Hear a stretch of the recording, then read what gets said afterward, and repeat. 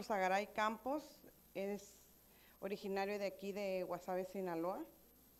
Él dentro de su trayectoria, de su formación académica, es ingeniero en geofísico y adicionalmente estudió su maestría en geofísica aplicada en el Centro de Investigación Científica de Ensenada y obtuvo el título de doctor en ciencias por el Sinvestad IPN Unidad Mérida. Es doctor en ciencias marinas y otro doctorado por el Instituto Geofísico de la UNAM en aguas subterráneas.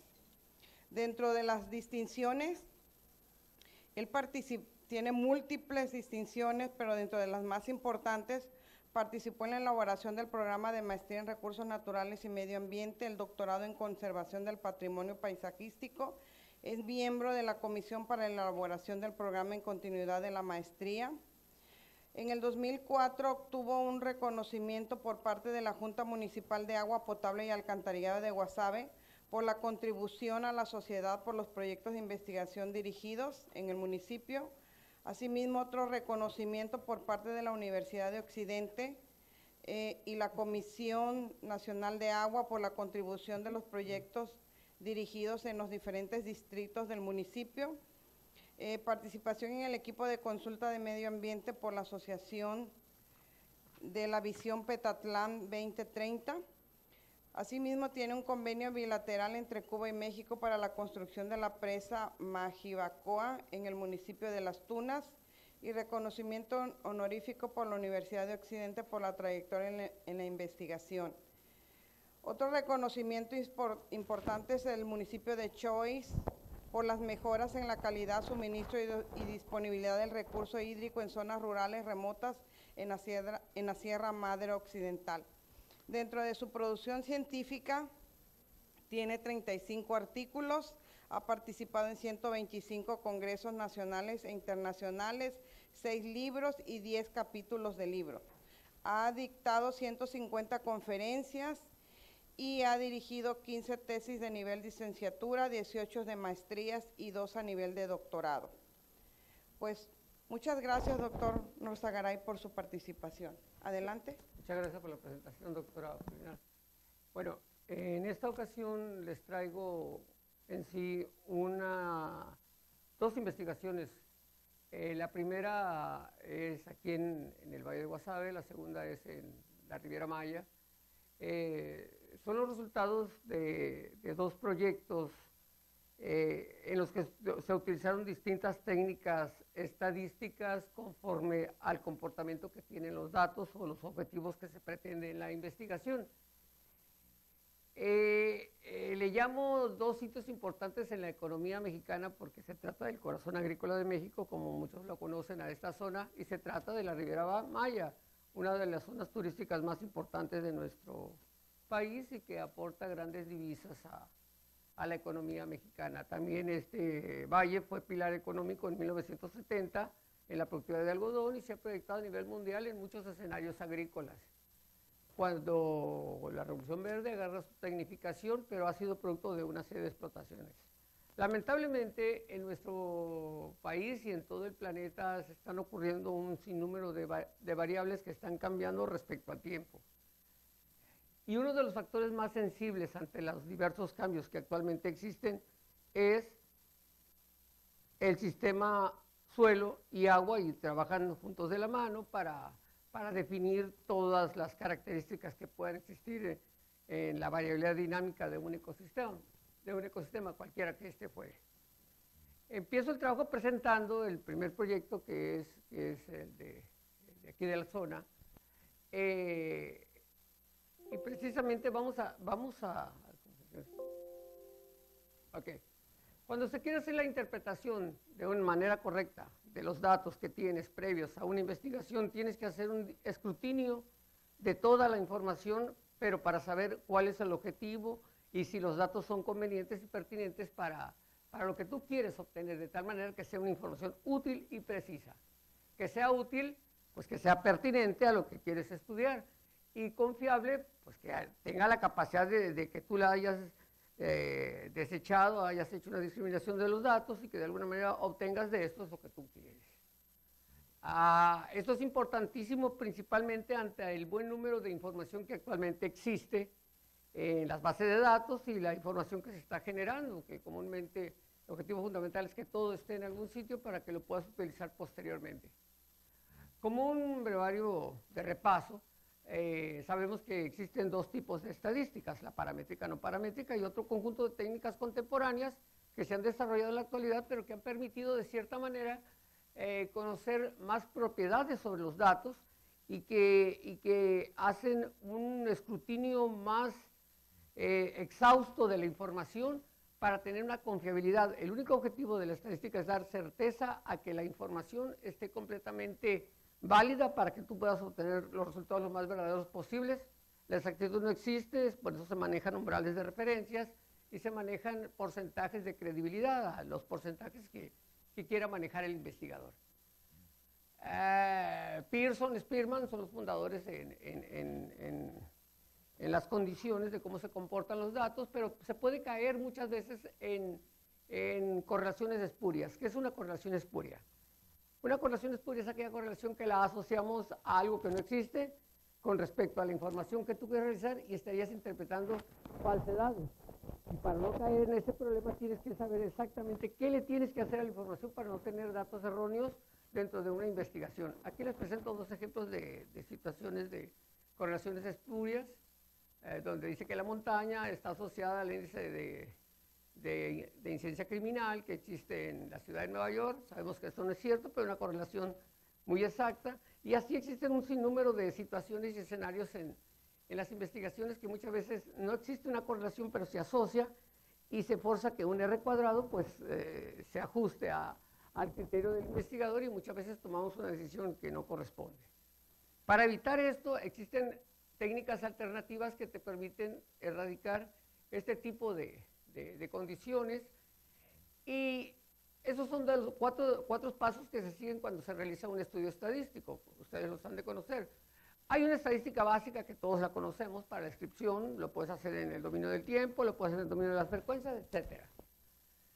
Pero hay técnicas multivariantes que todas las variables se analizan en su conjunto, pero se cometen errores. Errores de especificación, errores de multicolinealidad, autocorrelación interna en la propia señal, correlaciones que no son inherentes a otra señal, pero que se asocian, pero son un conjunto de informaciones que de alguna manera tienes que identificarlas mediante un proceso de datos. Esta es la estadística bayesiana, que es una estadística que analiza la probabilidad futura de un evento posible ocurrencia para analizarlo respecto a lo que pudiera suceder dentro del evento tal.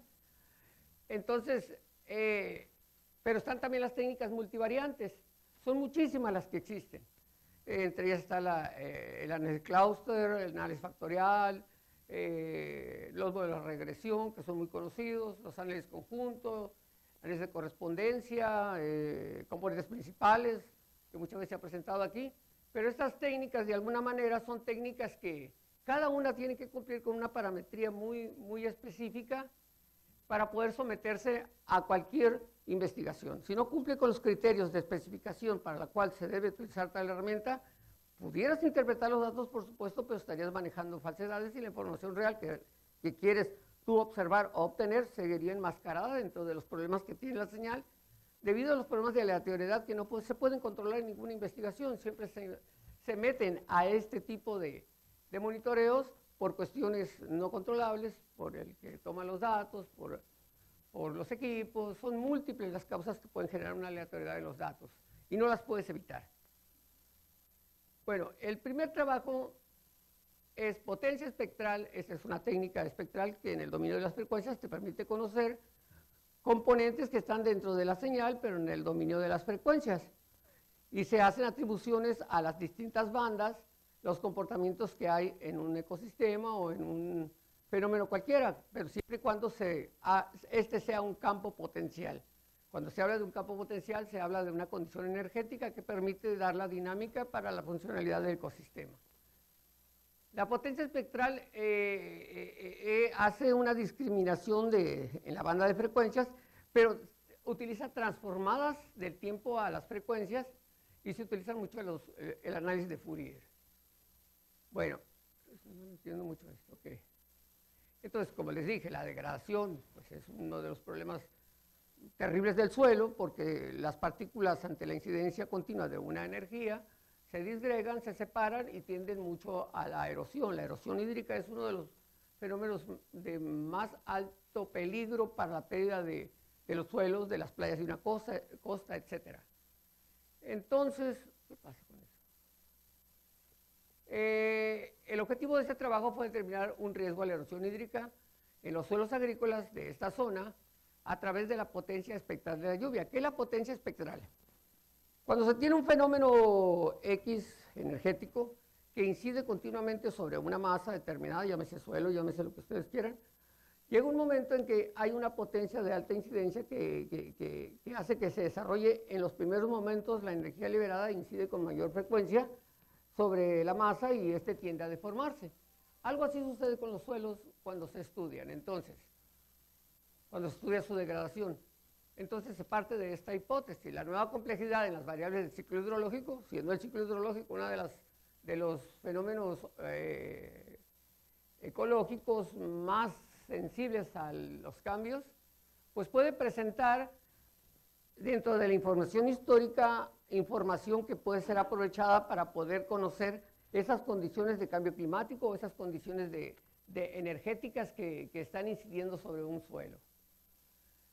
La justificación pues es muy enorme. Sabemos que debe haber estrategias emergentes para que se puedan aplicar medidas de remediación, medidas de control, medidas de prevención, etcétera, que te ayuden a proteger ante los fenómenos meteorológicos que ahora son más extremos e intensos, actuales, que muchas causas son atribuidas precisamente al cambio climático. La metodología, pues, a seguir es la información de 16 estaciones meteorológicas de la Conagua. Han habido muchos trabajos en los que se han utilizado las estaciones meteorológicas de la zona, pero cada una de las estaciones en sus formas de medirse la variabilidad de la precipitación, pues presentan sus errores. Se manejan como funciones independientes que están en su conjunto definiendo al fenómeno de la precipitación, la variabilidad espaciotemporal en la zona. La metodología que consideramos que podía ser la más óptima para definir el riesgo de erosión en esta investigación fue la siguiente. Teníamos las 16 series históricas de 1973 a 2011, por supuesto que había en ella aleatoriedad, pero siempre se considera que un sistema sea estocástico, que depende de la casualidad, que sea aleatorio, que tiene injerencia del azar por las condiciones del problema de que se meten a las señales lo que les estaba mencionando, y debe de ser estacionario. ¿Qué significa que sea estacionario? Que tiene continuidad, que está limitado en el tiempo, que ocurre en cierto tiempo y que no tiene ninguna discontinuidad. Cuando un fenómeno no presenta estas características, puedes procesarlo, pero estarías obteniendo mucha de la información anómala. Por eso se exigen muchos de los modelos estadísticos que la función sea estacionaria, que tenga linealidad, que tenga normalidad, etcétera, etcétera. Muchos de los atributos que ustedes conocen en la estadística. Entonces, como es un conjunto de señales, algunas podrían ser estacionarias y otras no. Entonces se hace una exploración exhaustiva del comportamiento interno de la señal y de lo que la señal comparte con otras variables, en este caso la precipitación. Si no cumplía, se iba inmediatamente a esta técnica que está aquí, que se llama la técnica de raíz unitaria de Dirkes-Müller avanzada, que no hace otra cosa más que hacer un retroceso de la señal en el tiempo y ver si ahí fue estacionaria y la viene recorriendo para ver si en el presente es estacionaria y si tiene un comportamiento estacionario continuo, la señal fue estacionaria siempre. Entonces, se hace el análisis exhaustivo. Si cumplían con la estacionalidad, se iban de todas maneras a hacer el análisis de raíz unitario, y si no lo hacían, pues una descomposición por medias movibles, muchas técnicas para devolver la estacionalidad a una señal. En conclusión, se hizo el ajuste, se trató que todas fueran estacionarias, pero se tenía que cumplir con ciertos criterios que tiene esta técnica de raíz unitaria, como por ejemplo el estadístico de Durbin-Watson, que tiene que estar incluido en un rango determinado para saber que no hay autocorrelación. Un problema de autocorrelación dentro de una señal te invalida cualquier proceso estadístico que tú le puedas aplicar, porque estarías interpretando mentiras.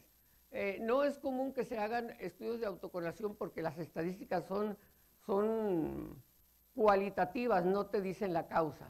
Entonces, tienes que buscar algunas herramientas que te permitan identificar la causa para poder detectar aquellas que te causan inestabilidad en el sistema y que serían las que tendrías que corregir para convertirlo en un sistema estocástico, aleatorio, estacionario, en su totalidad, porque si una de ellas está inmersa, o dos, o tres, o cuatro, o las que quieran, te causaría un sistema que es inestable.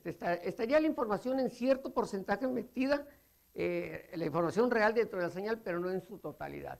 Darle la estacionalidad o el comportamiento funcional a unos datos te permite conocer con veracidad el resultado y darle garantías de que es lo más próximo a la realidad. Bien, los análisis exploratorios para la cuestión de la autocorrelación interna en la señal, como todos conocemos la regresión lineal múltiple, pero este tiene muchos problemas. Hay mucha literatura escrita que el análisis de regresión lineal múltiple comete muchos errores de especificación, de darle a través del coeficiente de indeterminación, que es una diferencia del R cuadrado, una diferencia, atribuciones que no son de la señal. Entonces, en ese porcentaje mínimo que tienes tú de definición, pues tienes el problema podría estar el problema de la autocorrelación. Entonces hay que buscar técnicas. Las otras tres técnicas estadísticas es el escalograma de correlación de Mantel, la correlación geométrica de elipses y el factor de inflación de la varianza. Cada uno tiene sus respectivos condicionantes. Por ejemplo, el escalograma de correlación de Mantel pues determina lo mismo que R cuadrado, pero te lo permite ver de forma visual en la base de un triángulo que forma la concentración de esas autocorrelaciones. Lo mismo lo hace el método de correlación geométrica, lo vamos a ver un poquito más adelante. Y el factor de inflación de varianza te infla la varianza y tiene un umbral, te compara, pero estos dos últimos métodos son los más certeros. Una vez que corriges, que detectas tus datos anómalos, los corriges, los vuelves a someter en un proceso y ya se te reduce el error que tienes en los datos. Y procedes al proceso que tú quieras estadístico, que vaya acorde a los objetivos de tu investigación. Pues, entonces, estos son los resultados. Las 16 señales, la parte A, la parte B, la variabilidad de cada una de las estaciones. Aquí vemos los dos métodos estadísticos, el escalograma de Mantel arriba, abajo la regresión lineal múltiple, y sale una correlación del 0.21, que está concentrada, si bien en el escalograma de Mantel, que se observa en zonas rojas, pero la mayoría está en la base del triángulo. Significa que es un problema de autocorrelación interna en los datos, y se tendría esto que corregir.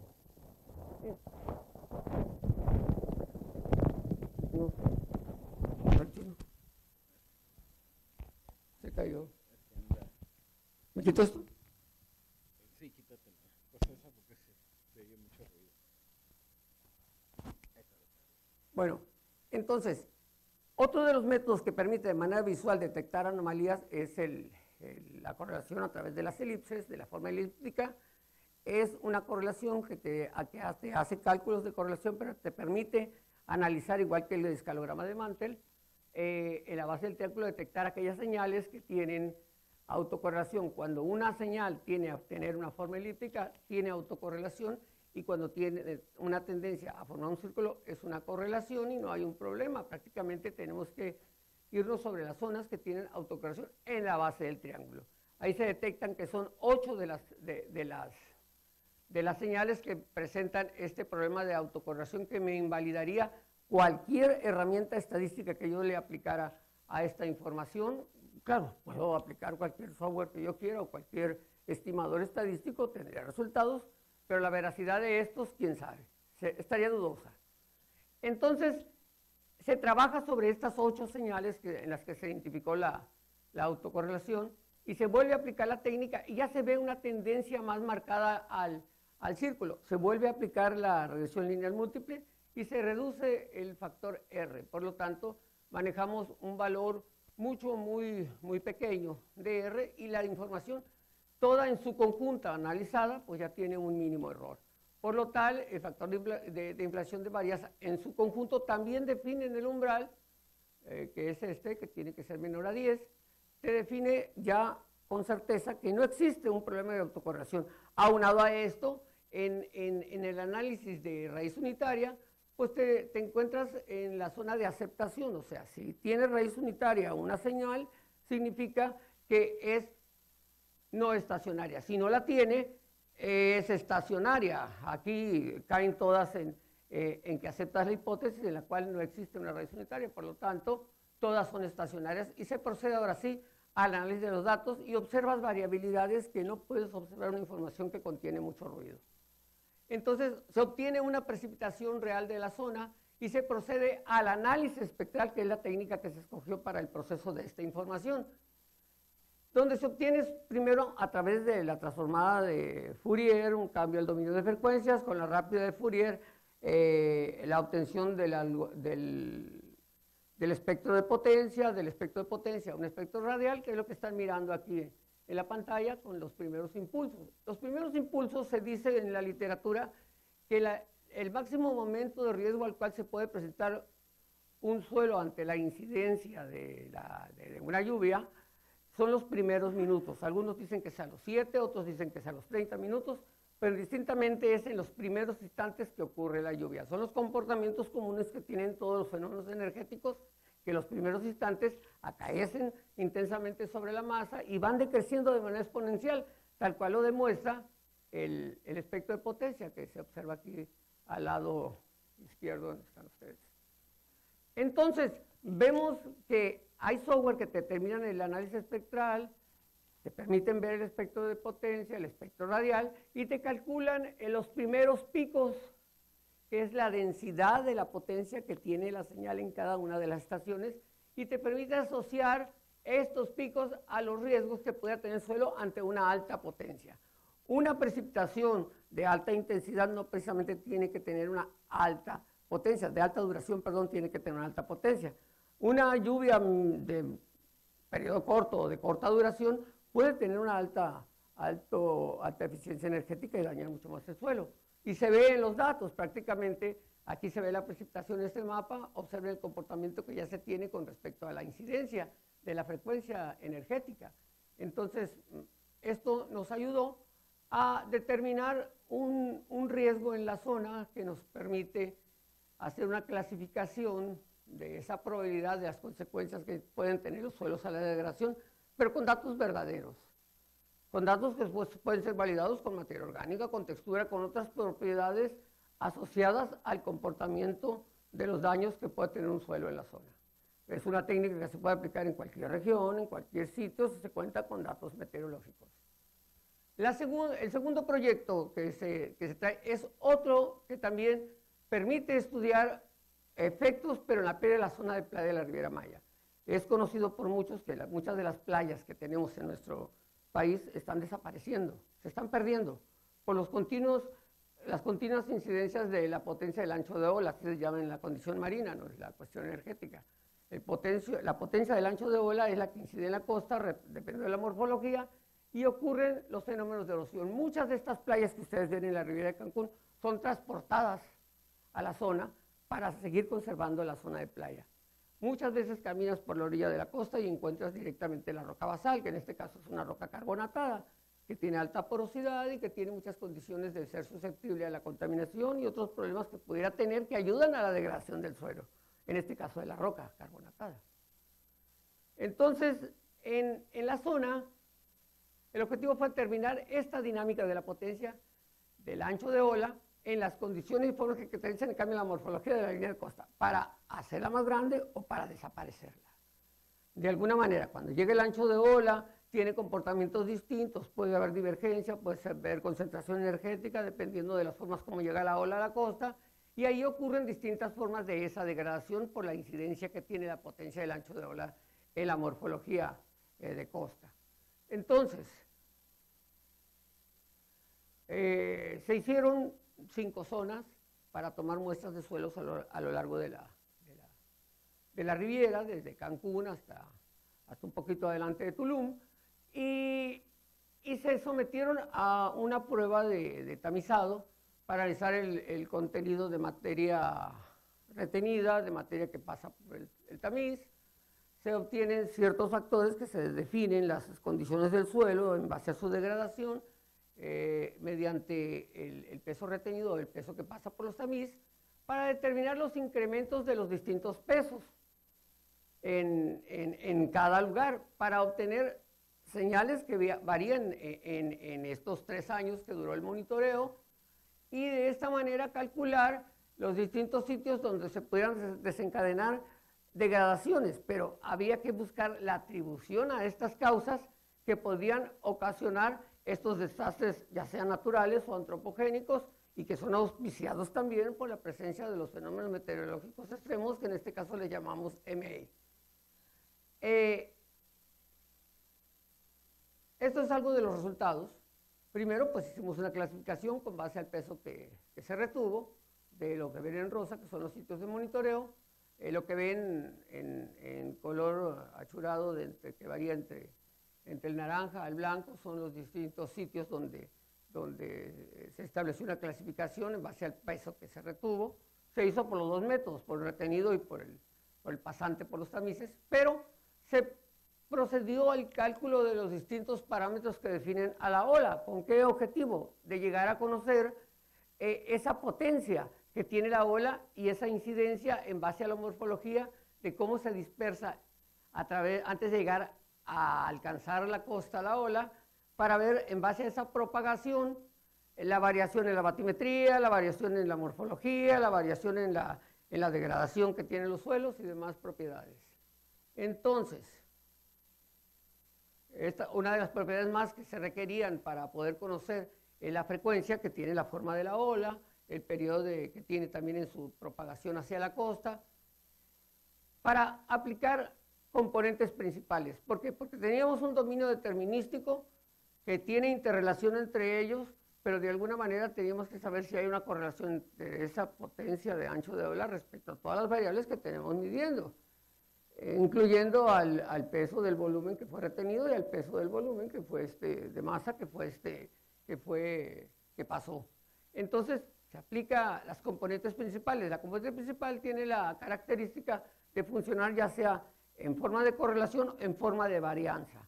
Como no se sabe el comportamiento de los datos reales, se aplican los 2 sistemas y se ve que tanto te representan las nuevas variables que estás obteniendo, que son independientes de las originales, pero que a fin de cuentas te están representando un cierto porcentaje del comportamiento de todas las variables representado en 1 o 2 o 3 dimensiones, dependiendo del porcentaje que te permitan ver los eigenvalores y eigenvectores, ya sea en varianza o ya sea en correlación, y seleccionas la que mejor te parezca y más te represente de tu fenómeno.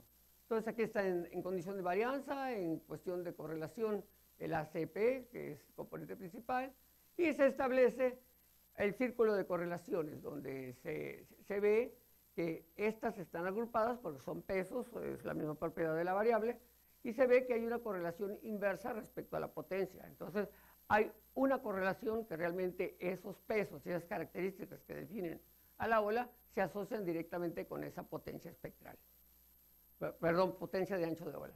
Y pues entonces se puede establecer un índice de riesgo normalizado para la zona que te permite, haciendo una copia de todas las variables que inciden, indicar cualitativamente, no cuantitativamente, la erosión que puede haber en la zona. Falta más trabajo, se está trabajando en esto, podríamos aplicar un análisis espectral, podríamos aplicar un análisis de conglomerados, un análisis más específico, pero recopilando más variables que inflaran el dominio para poder trabajar de nuevo dentro del análisis de componentes principales y obtener datos más fehacientes. No digo que estos no sean fehacientes, son indicadores a través de componentes principales que hay una asociación directa con estas formas. No hay que olvidar que esto es una zona de alta dinámica marina, donde está el ancho de un canal que pasa entre Cozumel y la Riviera Maya, hay mucha interacción meteorológica, hay una corriente de chorro también que está impulsando esta dinámica, y de alguna manera es una zona altamente dinámica que continuamente, si no se conserva ante las condiciones de los fenómenos meteorológicos extremos, se pueden perder las playas de una zona tan importante como es la Riviera Maya.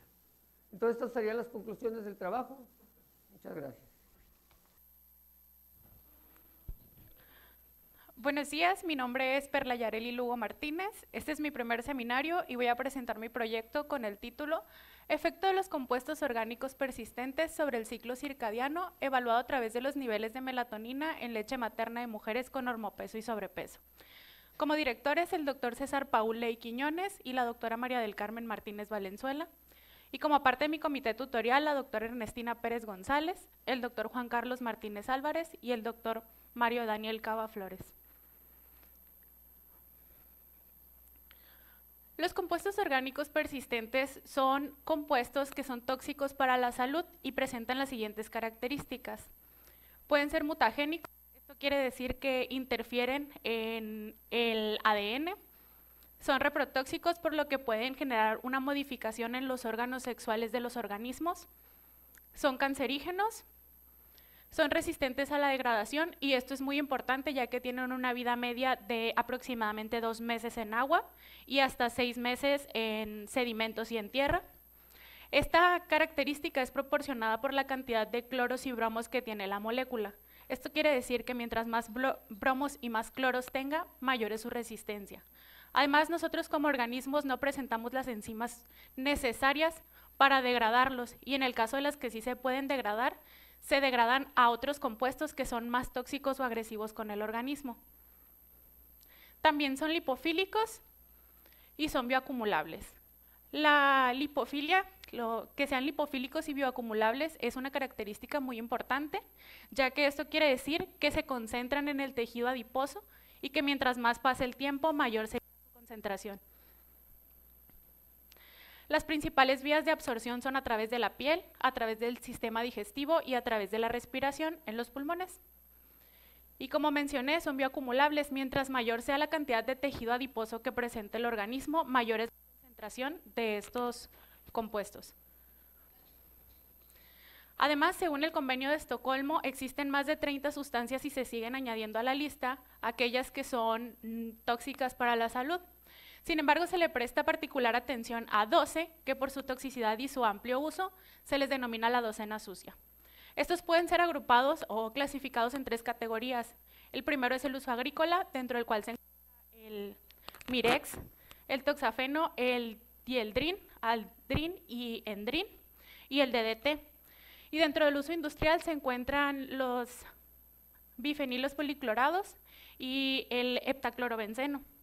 Y como subproductos se encuentran las dioxinas y los furanos. Este grupo tiene una característica particular, y esto es que su emisión a la atmósfera no es a través del uso directo de ellos, sino que son subproductos generados principalmente por una combustión incompleta.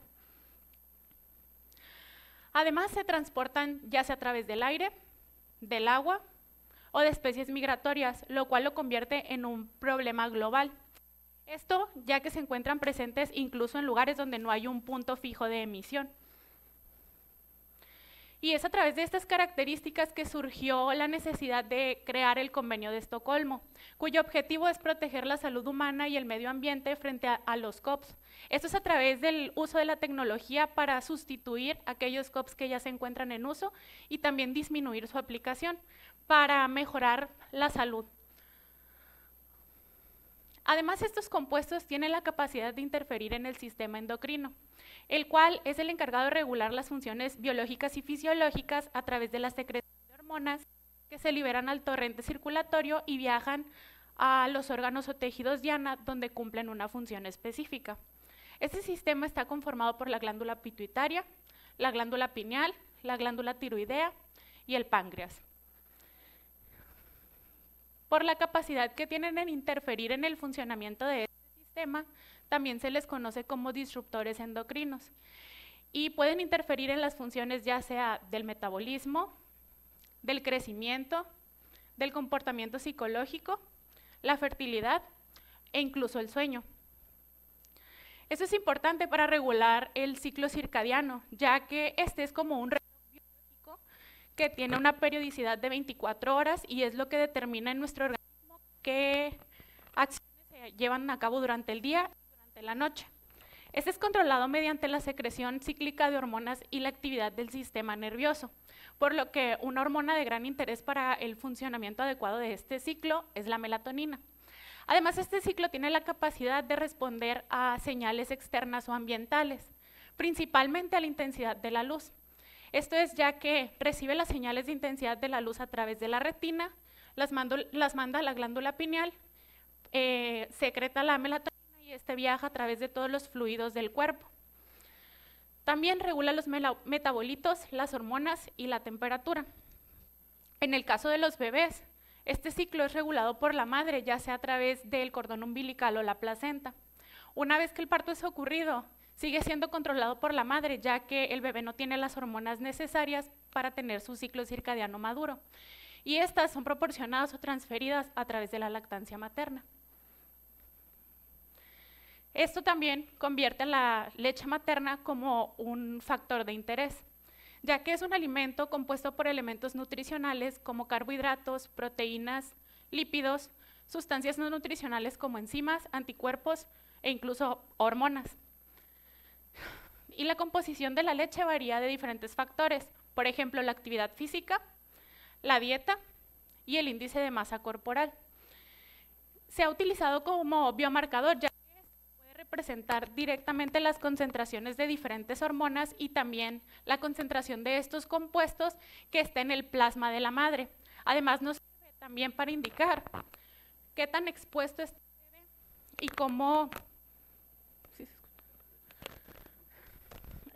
cómo este está expuesto directamente a través de la lactancia.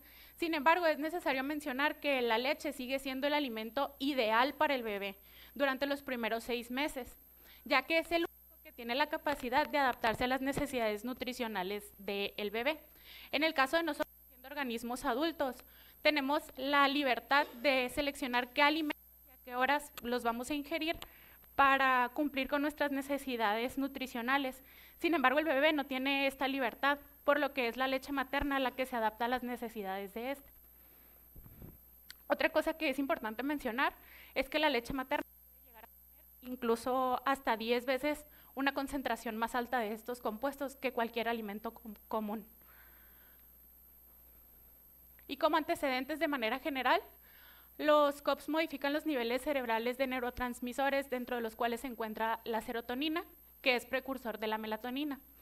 También en el cuadro de síntomas se incluye la depresión, la ansiedad, el déficit de atención, el autismo y problemas con el sueño.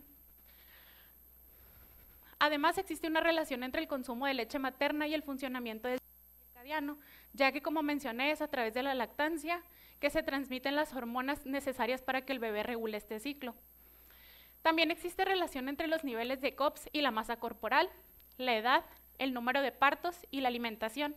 En el caso de las mujeres, el número de partos es importante, ya que es a través del cordón umbilical, la placenta y la lactancia materna que disminuye la concentración de estos compuestos. Además, la exposición ambiental de COPS depende del área de residencia. Esto quiere decir que países desarrollados, la mayor emisión de COPS es a través de la industria o del uso de automóviles. Sin embargo, los países que aún se encuentran en desarrollo se encuentran más relacionados a la emisión a la actividad agrícola. Además, se han realizado estudios de COPS en leche materna. El primer cuadro presenta las concentraciones medias de COPS en continentes dentro de los cuales se encuentra África, Asia, Europa, Centroamérica, Oceanía y Sudamérica, donde se muestra que los niveles de DDT son muy altos. Además, Farías y colaboradores y Martínez Valenzuela y colaboradores realizaron estudios en Sonora y Sinaloa. Farías y colaboradores reportaron altos niveles de lindano, dioxinas y furanos, mientras que Martínez Valenzuela y colaboradores reportaron compuestos similares a dioxinas por encima de los límites permisibles en leche materna. En el segundo cuadro, siguiendo con los antecedentes de Martínez Valenzuela, podemos observar la concentración media de COPS en el aire ambiental en Sinaloa durante los años 2017 y 2018 y los valores comparativos con la región de América Latina y el Caribe, donde la única familia de COPS que se reporta por debajo de los valores de referencia son los clordanos. Sin embargo, los DRINs, dentro de los cuales se encuentra el aldrin, el endrin y el dieldrin, las dioxinas y furanos y el endosulfán se encuentran por valores que son mucho más altos que los valores de referencia. Además, también se puede observar que entre el 2017 y 2018 hubo un aumento. En el cuadro 3 se presenta la concentración media de compuestos monitorizados en leche materna en mujeres de Sinaloa, donde la concentración de DDT es 6 veces mayor que la concentración que se reporta en Centroamérica. Además, la OMS propuso una ingesta diaria tolerable entre 1 y 4 picogramos por nivel de equivalente tóxico por kilogramo al día, para compuestos similares a dioxinas. Y en Sinaloa, la ingesta diaria estimada en bebés es de 5.12. Esto tomando en cuenta un bebé que pese aproximadamente 7 kilos y que ingiera 600 mililitros de leche al día. Eso es muy importante porque hablando de compuestos similares a dioxinas, se encuentran ya por arriba del límite permisible. Y nos sirve como punto de comparación, ya que nosotros como adultos no podemos monitorizar qué es lo que está presente en cada uno de los alimentos que estamos ingiriendo. Pero tomando en cuenta esto, pudiéramos inferir que tal vez sí estemos por encima de los niveles permisibles.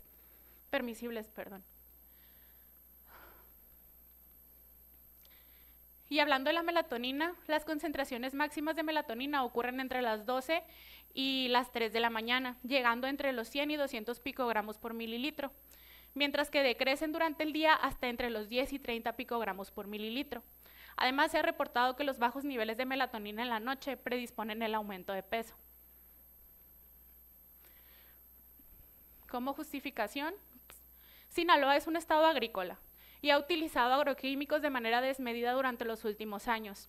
Esto, si bien trae beneficios a la planta y tanto a la agricultura, la alta exposición y la constante exposición a este tipo de compuestos representa un riesgo para la salud, ya que son disruptores endocrinos que se pueden medir o pueden presentar diferentes concentraciones en mujeres con normopeso y sobrepeso, y a su vez alteran la melatonina y otras hormonas que interfieren en el ciclo circadiano, lo cual puede ser a través de la leche materna.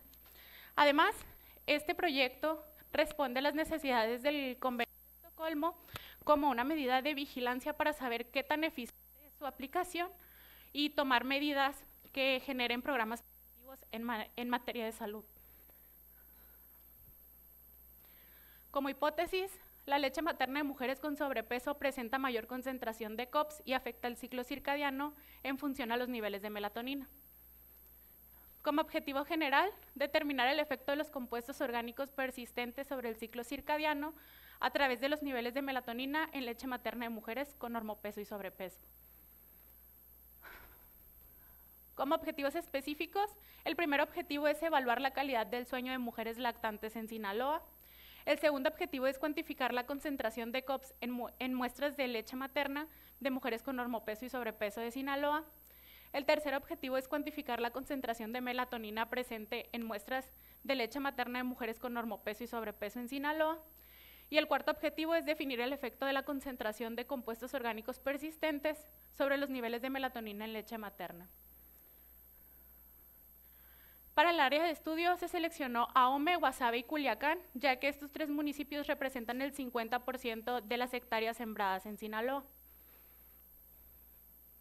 Para la población de estudio, se utilizó estimación de número de muestras por poblaciones finitas, donde el número de muestras total dio 73, tomando 3.631 como el número de partos anuales en Culiacán, Guasave y Ahome. Dentro de esta población se encuentran madres donantes con normopeso y sobrepeso según la Organización Mundial de la Salud.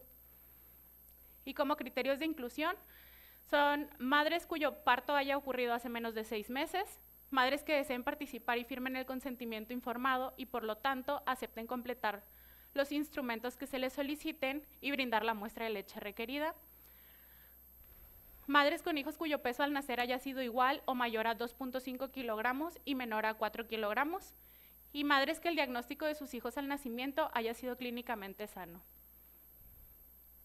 Para la clasificación de la obesidad se utilizará el índice de masa corporal tomando en cuenta el peso y la altura de la madre. Aquellas que su IMC sea entre 18.5 y 24.9 serán clasificadas como normopeso, mientras que aquellas que tengan un IMC entre 25 y más de 40 serán agrupadas como aquellas donantes con sobrepeso. Se realizará la evaluación de la calidad del sueño en mujeres de Sinaloa, donde primero se les aplicará el consentimiento informado avalado por el Comité de Ética de la Universidad Autónoma de Occidente. Se les aplicará el cuestionario sociodemográfico, historial clínico, evaluación de las conductas alimenticias del bebé y por último el índice de calidad de sueño de Pittsburgh. Para la colecta de muestras, una vez que se haya explicado los consentimientos y cuestionarios, se le indicará el proceso de obtención de la leche adecuado, donde una vez que comience a lactar, dejará correr unas gotas y tomará el vaso Copropac que nosotros le proporcionaremos para tomar 10 mililitros de leche materna. Estas muestras se tomarán en horarios de antes de las 11 de la mañana y después de las 11 de la noche. También se le explicarán las condiciones de refrigeración de la muestra hasta que el equipo de laboratorio pase por ellas, mismas que serán transportadas en cadena de frío para su posterior uso. Y las muestras de leche serán separadas en 5 alícuotas para los análisis de COPS y melatonina. Para los análisis de COPS en leche materna se utilizarán los protocolos propuestos por el Programa de las Naciones Unidas para el Medio Ambiente, y el primero será el análisis de bifenilos policlorados y plaguicidas organoclorados en leche humana, donde la homogenización de la muestra será a través de la agitación durante 1 minuto. Posterior a esto se pesarán 5 mililitros de leche, se agregarán 100 microlitros de patrón interno y 2 mililitros de ácido fórmico. Para la extracción se aplicarán lavados con hexano y se le adicionará isooctanol. Se agregarán 12 mililitros de hexano diclorometano en proporción 5:1. Se agitará y se centrifugará por 10 minutos a 3000 revoluciones por minuto. Se transferirá a la capa superior a un tubo de vidrio y se repetirá la extracción con hexano. Se depositará la capa superior a un tubo colector. Se añadirá 1 mililitro de isooctanol y se concentrará el extracto a 1 mililitro en un baño María a 40 grados Celsius bajo un flujo de nitrógeno. Para la purificación de la muestra se realizará en una columna de óxido de aluminio y se fraccionará 1.5% en una columna de sílica desactivada. Para el análisis de éteres de difenilos polibromados en leche humana, se preparará la muestra colocándola en una estufa a 37 grados Celsius durante 2 horas. Posteriormente se colocará en un agitador tipo Vortex durante 1 minuto. Se colocarán 5 mililitros de leche en un tubo de vidrio vacío y se le adicionarán 100 microlitros de patrón de inyección. Para la extracción se agregarán 2.5 mililitros de oxalato de sodio al 0.15 molar, 5 mililitros de metanol, 5 mililitros de éter de dietilo y 5 mililitros de N-heptano. Se transferirá a la capa superior orgánica un matraz KD, se agregará 1 mililitro de isooctanol y 2 gránulos de ebullición y se concentrará el extracto a 1 mililitro con un evaporador rotatorio. Para la purificación de la muestra se realizará en una columna de sílice ácido y se fraccionará 1.5% en una columna de sílica desactivada. Para el análisis de dibenzoparadioxinas policloradas, dibenzofuranos policlorados y bifenilos policlorados tipo dioxina en tejidos humanos, la preparación de la muestra será pesarla y homogenizarla con sulfato de sodio libre de agua a razón 1,5. Y la extracción se verterá la leche en un embudo separador, se agregará oxalato de sodio en etanol, se agregarán 225 mililitros de dietil eterhexano y se dejará reposar durante 30 minutos. Se drenará la fase acuosa al vaso de precipitación y la fase orgánica a un matraz. Se agregarán 225 mililitros de dietil eterhexano a la fase acuosa y se mezclará, dejándolo reposar durante 30 minutos. Se evaporará hasta que seque con un evaporador rotatorio con flujo de nitrógeno, se llegará a un peso constante de la grasa y posteriormente se disolverá en hexano. Esto se transferirá a sílice de múltiples capas. Para el análisis instrumental, en el caso de el análisis de bifenilos policlorados y plaguicidas organoclorados en leche humana y el análisis de éteres de difenilos polibromados en leche humana, se utilizará cromatografía de gases con detector de captura de electrones, mientras que para el análisis de dibenzoparadioxinas policloradas, dibenzofuranos policlorados y bifenilos policlorados tipo dioxina en tejidos humanos, se utilizará cromatografía de gases con detector de masas. Para el análisis de melatonina en leche materna se utilizará el ensayo multiplex, donde se centrifugarán 50 microlitros de leche a 4 grados Celsius y 10.000 revoluciones por minuto durante 10 minutos. Se incubará con perlas magnéticas multiplexadas con el kit de melatonina durante 1 hora. Se añadirán 25 microlitros de anticuerpo de detección, se incubará 30 minutos a temperatura ambiente, 850 revoluciones por minuto.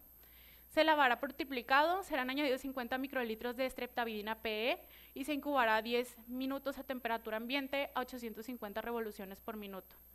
El resultante se suspenderá en 125 microlitros de tampón de ensayo, a 850 revoluciones por minuto, durante 30 segundos, y esto se leerá en la placa en el sistema Bioplex. Para el análisis estadístico, se aplicará una prueba de normalidad y homoelasticidad de Kolmogorov-Smirnov y Levin. En el caso de que los datos sean paramétricos, se utilizarán DEVA con T de Student, y en el caso de los no paramétricos, se utilizará Kruskal-Wallis con Udeman-Whitney.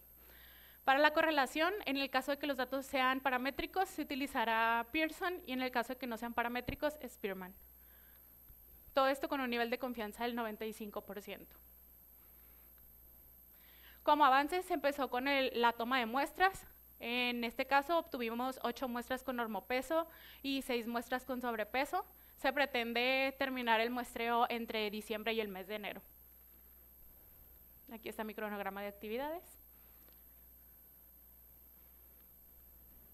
Gracias. Agradecemos a Perla